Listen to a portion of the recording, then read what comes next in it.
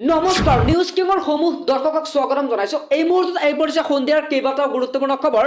গোটেইকেইটা খবৰ অসম তথা ভাৰতৰ বিভিন্ন প্ৰান্তৰ পৰা যুগুত কৰা হৈছে আৰু এনেধৰণৰ গুৰুত্বপূৰ্ণ খবৰসমূহ প্ৰতিদিনে চাবলৈ চেনেলটো ছাবস্ক্ৰাইব কৰি ভিডিঅ'টোত এটা লাইক কৰি দিব। আনহাতে যদি ভিডিঅ'টো পেজত চাই আছে তেনেহ'লে পেজটো ফ'ল' কৰি ভিডিঅ'টোত এটা শ্বেয়াৰ কৰি আমাক উৎসাহিত কৰিব। বন্ধু বান্ধৱীসকল, সন্ধিয়াৰ প্ৰথম খবৰটো হ'ল এটা খুবেই ডাঙৰ খবৰ। এক ভয়ংকৰ পথ দুৰ্ঘটনা সংঘটিত হৈছে।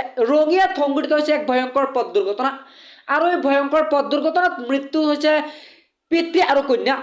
ৰঙিয়াৰ ভাতকুছিত ২৭ নং ৰাষ্ট্ৰীয় ঘাইপথত এক ভয়ংকৰ পথ দুৰ্ঘটনা। নিয়ন্ত্ৰণ হেৰুৱাই দুৰ্ঘটনাত পতিত হৈছে ছুইফ্ট বাহন।